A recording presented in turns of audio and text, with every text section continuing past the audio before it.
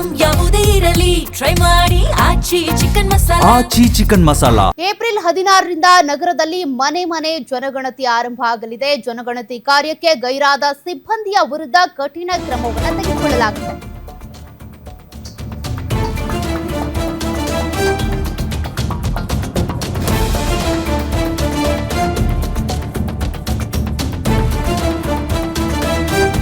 ಹದಿನಾರನೇ ತಾರೀಕಿನಿಂದ ಜನಗಣತಿ ಆರಂಭ ಆಗುತ್ತೆ. ಜಿಬಿಎ ಮುಖ್ಯ ಆಯುಕ್ತ ಮಹೇಶ್ವರ ರಾವ್ ಅವರು ಒಂದಷ್ಟು ಸೂಚನೆಗಳನ್ನ ಕೊಟ್ಟಿದ್ದಾರೆ. ಏಪ್ರಿಲ್ 16ರಿಂದ ಮೇ 15ರವರೆಗೆ ವಸತಿ ಮತ್ತು ಮನೆ ಪಟ್ಟಿ ಗಣತಿ ಕಾರ್ಯ ನಡೆಯುತ್ತೆ. ಸಮೀಕ್ಷೆಗೆ 4,678 ಗಣತಿದಾರರು ಹಾಗೆ 798 ಮೇಲ್ವಿಚಾರಕರನ್ನ ನೇಮಕ ಮಾಡಿಕೊಂಡಿದ್ದಾರೆ.